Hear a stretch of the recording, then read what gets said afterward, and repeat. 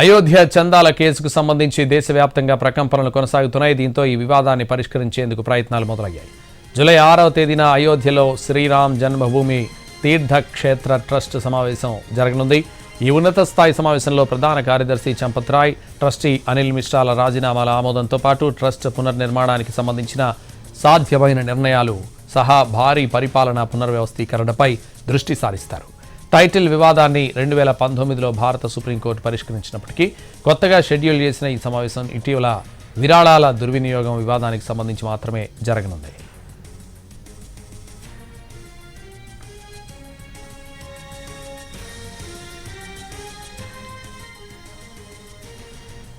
పరిపాలనా పునర్వ్యవస్థీకరణ, కొత్త ప్రధాన కార్యదర్శి నియామకం, ఆలయ నిర్వహణకు కాబోయే ముఖ్య కార్యనిర్వహణ అధికారి గురించి చర్చించడానికి ట్రస్ట్ సభ్యులు సమావేశమవుతున్నారన్నారు.